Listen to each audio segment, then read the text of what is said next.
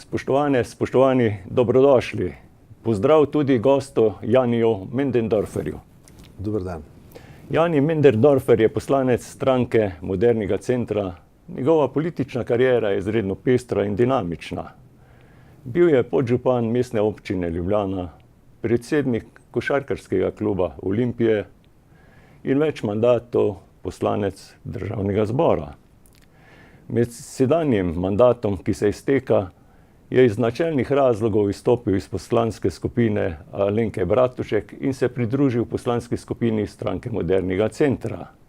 Je tudi predsednik odmevne preiskovalne komisije Državnega zbora, ki proučuje sume zlorab in pranja denarja v Novi Ljubljanski banki in Novi Kreditni banki Maribor. Imate dolgoletne izkušnje v politiki na lokalni in državni ravni, pa vam te izkušnje sigurno, pridejo prav, vam izredno koristijo, kako bi te izkušnje opredelil oziroma jih pokomentiral. Ja, res je. Že na lokalnem nivoju sem v bistvu pravzaprav začel kot mestni svetnik v mestni občini Ljubljana, kjer sem več mandatov pravzaprav se ukvarjal samo z lokalno politiko. Vse tja do leta 2006, ko je pravzaprav me povabil takratni kandidat, bivši predsednik uprave Mercatorja Zoran Janković, če bi sodeloval z njim v njegovi volilni kampanji za župana. Seveda na začetku najprej sem to sprejel zelo rezervirano, zaradi tega, ker sem najprej mislil, da se heca. No, ko se je stvar začela odvijati zares in ko pravzaprav je tudi zmagal na volitvah, in me je v bistvu prosil, če bi seveda delal kot podžupan v njegovem kabinetu. Z veseljem sem to sprejel kot velik izziv in moram reči, da mi še danes ni žal.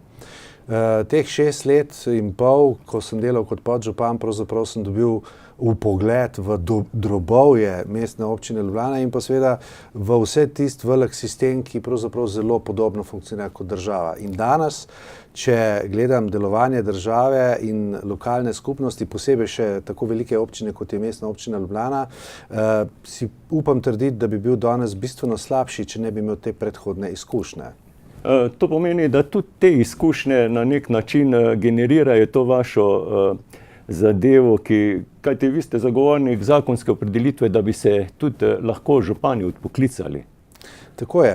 Zakaj samo župani? Veste, dostikrat sem dobil klasično vprašanje. V redu, se strinjamo, da župane odpokličemo, zakaj ne poslance? Zakaj ne kar vse? V resnici v naši državi pravzaprav so individualni funkcionarji, ki se jih da odpoklicati. Se pravi, tako kot si jih izvolil, tako jih lahko tudi razrešiš. Vendar, če je to proporcionalni sistem, recimo dam primer poslanci, pravzaprav nikoli ne vemo, kdo ga je v resnici res izvolil. In zelo narodno je, če te izvolijo eni, razrešijo pa nekdo drug. Pri večinskem sistemu, tako kot so župani izvoljeni, dvokrožni večinski sistem, pa v resnici vedno vemo, kdo te je izvolil in zato te vedno lahko tudi vemo, kdo te lahko razreši. Vendar zakon je šel zelo težko čez državni svet, na koncu smo ga v državnem zboru sprejeli, potrdili, potem pa je padel na vetu in ni uveljavil. In to je ena od tistih stvari, ki mislim, da občani do svojih županov morajo to pravico dobiti. No, sigurno noči še tole, morda jaz pokomentiram. Župani imajo, neizmerno veliko moči, pa skratka, so sklicatelji, vodijo seje in tudi, zapisnik je njihov produkt, skratka, vse v enem, tako da tudi tu je. Pa ne samo to, jaz drugače rečem, tako kot ste vi rekli, imam jaz eno drugo prispodobo. Če imamo na državnem nivoju predsednika vlade, predsednika države in predsednika parlamenta, je župan v svoji občini v bistvu vse v enem. On je v resnici, tako kot ste rekel, sklicatelj, predstavlja občino navzven kot predsednik in kot župan se obnaša v resnici kot predsednik vlade. Vaši nastopi v državnem zboru so izredno odmevni, predvsem ste, dokaj slikoviti in neprizanesljivi tudi v dialogu z opozicijo. Ja, Glede, opozicija ima svojo osnovno matično nalogo, to pa je, da je neprizanesljiva in da ves čas gleda pod prste koaliciji, katerikoli, pač tisti trenutek, ki je na oblasti. Vendar dostikrat opozicija uporablja zelo smešne in nerodne prijeme in se ponavljajo iz leta v leto, tako da danes lahko zagotovo trdim, da stranka, ki je najdlje časa v parlamentu, pravzaprav je že zelo predvidljiva. Že vnaprej približno vemo, kaj bo poskušala in zato jim je treba pač včasih pokazati ogledalo. Tudi koalicija, no, če tako rečemo, tudi koalicija v tem trenutku ali pa ta koalicija, ki se izteka mandat, je velikokrat bila, blago rečeno, razglašena. In seveda v tem primeru bi skoraj veljal tisti rek, ko pravijo, saj ne rabimo opozicija ob takšni koaliciji. Pa kakšno je to vaše mnenje o tej koaliciji? Ko je ta koalicija nastajala, je podpisala koalicijsko pogodbo. Koalicijska pogodba seveda ni potrebna takrat, kadar se vsi držijo pravil igre. Ko pa nekdo začne skakati iz bazena takrat, ko za to ni čas in bi rad v bistvu brez vnaprejšnjega dogovora spreminjal neke dogovore, ki so bili sklenjeni v koalicijski pogodbi, postane seveda zelo nerodno. In to se v parlamentu kaže kot razglašenost. Sam osebno moram reči, da je dostikrat rečemo, da je pravzaprav opozicija tebi sovražnik. Jaz sam pravim, da temu ni tako. Sovražnik je v resnici tebi vedno potencialni tisti, ki je v bistvu tvoj prijatelj. Zato, ker nikoli ne veš, da ti bo postal sovražnik. In zato je včasih težje s koalicijskimi partnerji delati, kot pa v resnici z opozicijo. Vi ste v bistvu na nek način imate izkušnje takole, bi rekel, kot zdravstveni delavec, potem tudi kot koristnih zdravstvenih storitev, pa navsezadnje tudi kot bolnik, pa politik, skratka, po vseh plateh ste izkusili in še izkušate to zdravstveno politiko. Pa vendar, bi rekel, ta mandat je zaznamoval, bi rekel, kar precej, bi rekel, te zdravstvene problematike in zadeve so ostale kot nedorečene.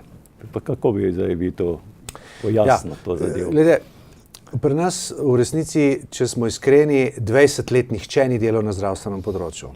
Na kar se je zgodila koalicija in na začetku je bilo napovedano, da se bojo začele delati spremembe v zdravstvenem sistemu.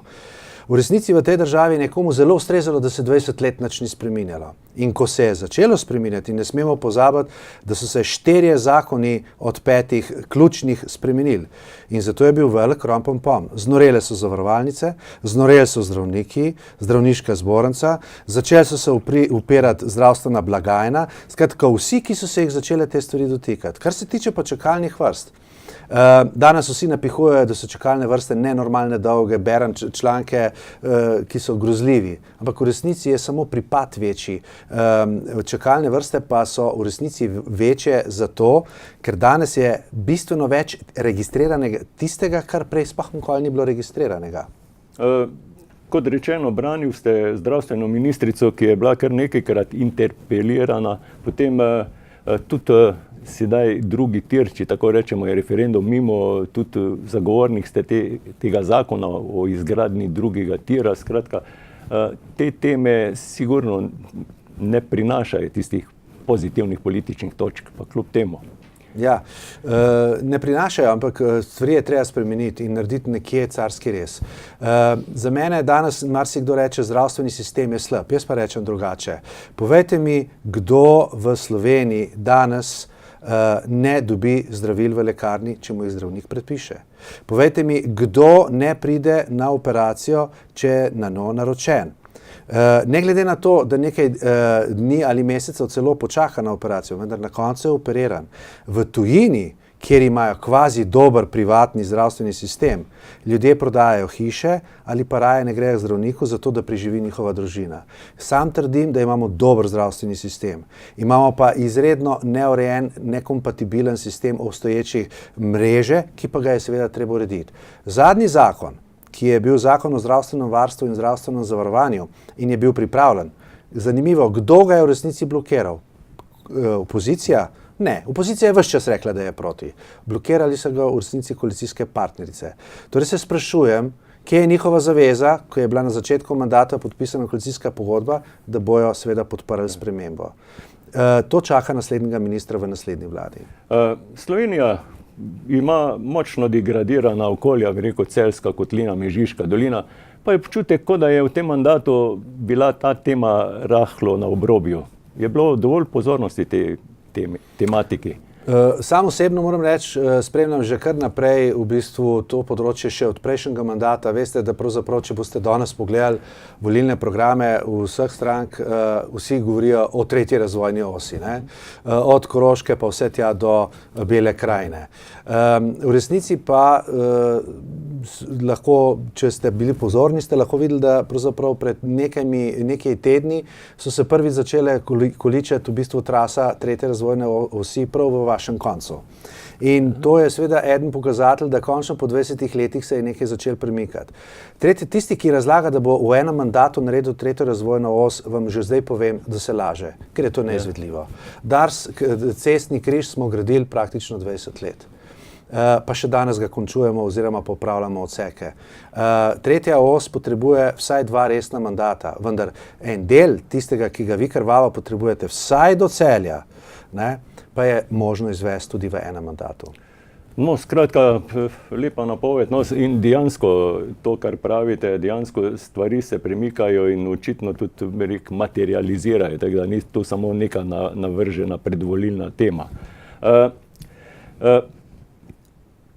Seveda, ob vseh teh tematikah pa zadevah, ki ste jih na nek način izpostavljali v svojem mandatu, ste se seveda najbolj izpostavili z delom v preiskovalni komisiji, ki proučuje in razkriva sume pranja denarja v Novi Ljubljanski banki in Novi Kreditni banki Maribor. Pa bi vas takole vprašal, kako je zdaj s tem, v bistvu je občutek, kot da v tem primeru politika obravnava pa proučuje sama sebe. Kdo pa sodi zdravnike? Zdravniki. Kdo sodi sodnike? Sodniki. Kdo lahko sodi politike v času njihove funkcije? Politika. Na koncu pa jim odmeri njihov mandat in oceno volivci. In vsaka parlamentarna resna demokracija ima tudi preiskovalno komisijo. To so imeli že od kraljev naprej in s tem so v resnici, tam kjer so imeli parlamente, so na nek način s to preiskovalno komisijo dali težo parlamentu, da je lahko neodvisno od kralja pravzaprav preiskoval probleme, ki so se dogajali v prostoru in času, takrat, ko so bili. Tako je tudi danes. Preiskovalna komisija je določena z ustavo in v resnici parlament lahko za katerokoli temo določi preiskovalno komisijo, ki pa je zelo pomembna, kako je sestavljena. In zakon je jasen. Iz vsake politične stranke po en kandidat. Kar pomeni, da če vodim komisijo, so tako iz opozicije in koalicije pravzaprav noter člani, kjer pravzaprav se moram soočati z zelo različnim spektrom. In ko komisija sprejme odločitev, že to, da ga sprejme soglasno, in v bistvu tudi vse sklepe potrdi soglasno, potem ti da vedeti, da pravzaprav se je politika poenotila z vprašanjem politične odgovornosti. In naj zaključim z enim stavkom. Nihče v državi, mi lahko danes nekoga obsodimo, kaznujemo, ga obdolžimo, peljemo predkazenski postopek, policijsko preiskavo, ampak nihče v tej državi pa ne more dati politične ocene oziroma politično odgovornost. Zato je zadolžen samo parlament. T6, kot rečeno, Nova Ljubljanska banka, Nova Kreditna banka Maribor, tu so vedno aktualne teme in na nek način spodbujajo domišljijo o teh stvarih, ampak to ni samo domišljija, očitno so tudi kar konkretne zadeve, ki si pa bi takole vas vprašal, ali vas je ob vsem tem preiskovalnem, bi rekel, delu kaj presenetilo oziroma ste doživeli nekaj takšnega, kar ste rekel, pa saj to ni res, pa je resno. Bom poskušal z drugim stavkom reči. Veste, kot poslanec sem zadovoljen, da smo uspešno zaključili delo parlamentarne komisije. Kot državljan sem po resnici izredno žalosten, ker smo naleteli na takšne stvari, ko pravzaprav še posebej tiste stvari, ki bojo večno ostale zaprte v državnem zboru kot državna skrivnost, na katere človek ne more biti ponosen. Kaj pa pravzaprav lahko z njimi pol naredimo, če jih nikoli noben ne bo mogel zvedeti? Vsi poslanci bojo imeli dostop do teh podatkov in si bojo pod zavezo molčečnosti seveda lahko ogledali te podatke. In iz teh podatkov lahko potem seveda tvorijo tudi podlago za spremembo zakonodaje.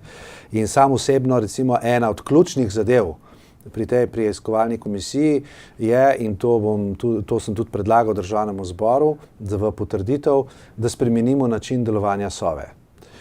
Namreč, kot veste, mi imamo danes Sovo, ki ima samo obveščevalno naravo, nima pa kontraobveščevalne narave, to, kar imajo vse države. In v bistvu takšna Sova, kot je formirana, tako kot je danes, v resnici ne more niti braniti resnih slovenskih interesov. Tako da, marsikaj bo javno in iz tistega se bo marsikaj nakazovalo, kaj je lahko tisto, kar je tajno in zaprto. Ampak v Novi Ljubljanski banki, če se tako malo spomin prikličemo nazaj, bomo ugotovili, da imamo že eno specialno ekipo, ki preiskuje Novo Ljubljansko banko za neke forenzične preiskave in te se delajo. Ste s temi tudi sodeloval? To je Logarjeva komisija, ki je v resnici preiskovala bančno luknjo. Ja. Pranje denarja pa je popolnoma druga tema in dostikrat opažam, da laiki pravzaprav ne ločijo med pranjem denarjem pa bančno luknjo. Ja. Bančno luknjo vedno ustvarjajo nezavarovani krediti oziroma denar, ki nikoli ni bil vrnen. Pri pranju denarja pa sploh ne gre za denar, kjer bi ustvarjal bančno luknjo, ampak gre za denar, ki samo gre skozi banko oziroma skozi finančne tokove. In praviloma ta denar ni davkoplačevalski, ampak je zasebni kapital. In banka še celo zasluži pri pranju denarja. Ona se tam opomore, se pravi, dobi dodaten denar.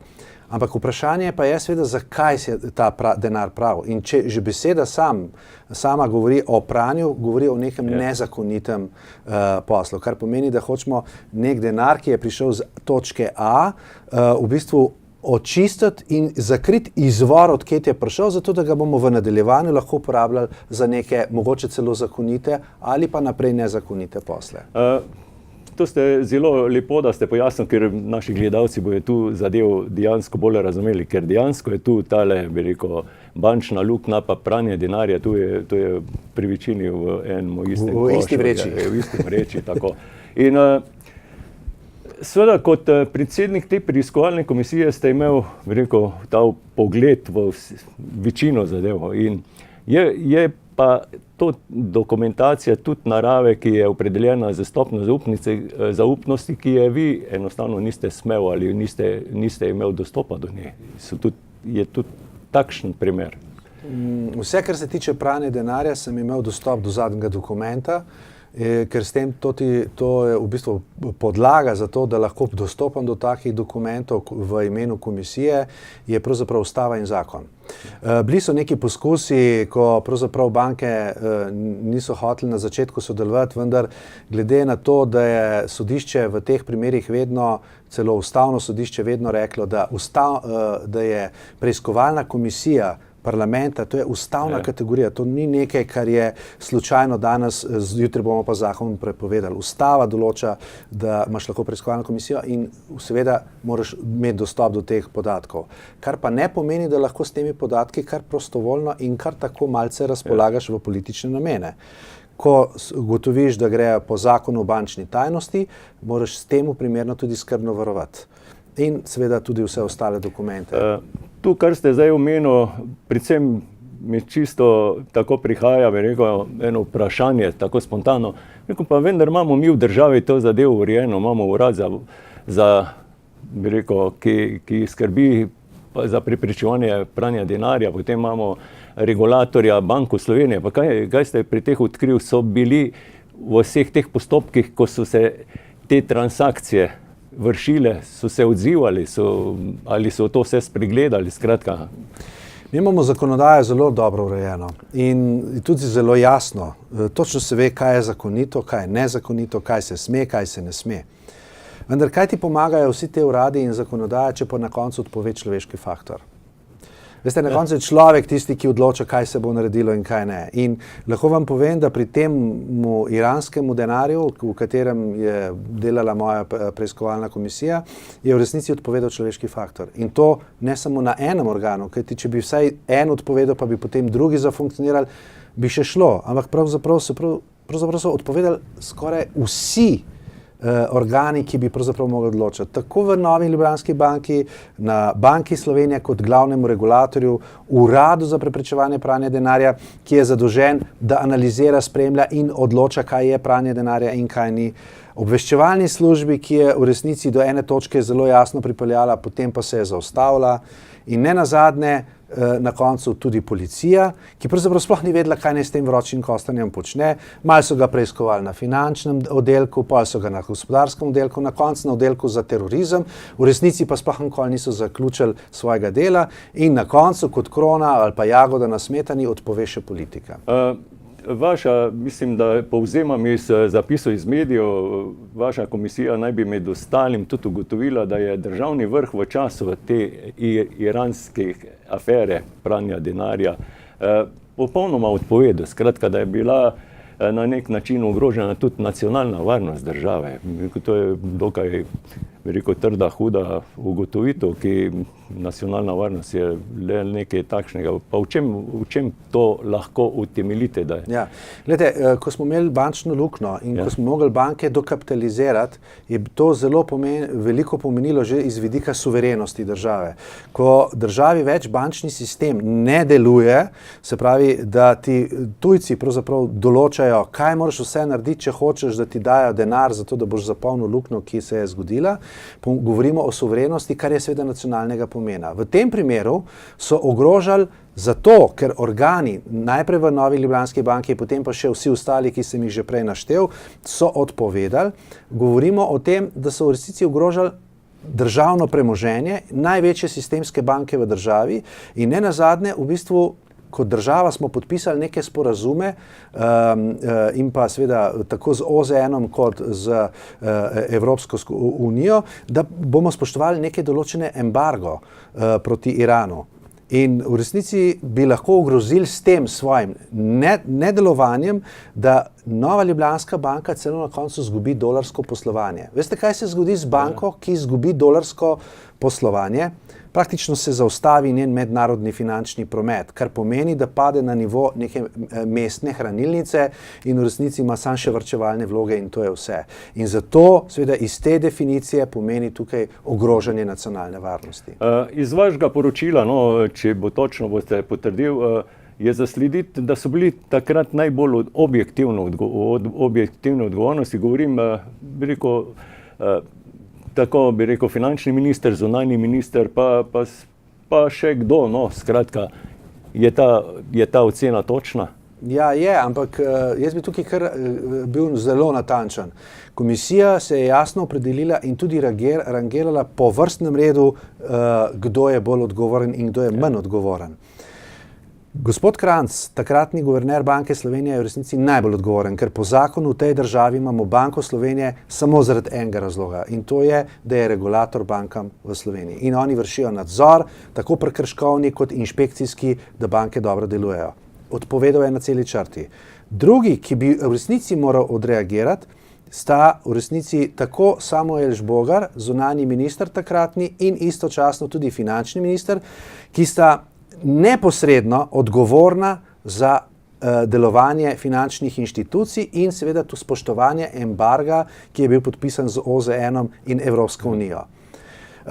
In za te dva zagotovo lahko tudi trdim, da sta tako subjektivno kot objektivno odgovorna. Dočim Pahor, takratni predsednik vlade, njemu ne moremo pripisati tako velike odgovornosti kot vsem tem predhodnikom, ker on je le sam bil predsednik vlade in je zato nosil objektivno odgovornost. Vendar ne odvezuje ga pa dejstvo, da je imel svetovalca za nacionalno varnost, ki je mimogrede celo strokovnjak z področja proliferacije, ki ga ni niti opozoril, niti obvestil, niti insistiral, da bi se resno pogovoril z obveščevalno službo, da bi lahko kot predsednik tudi urgiral in usmerjal delo vlade.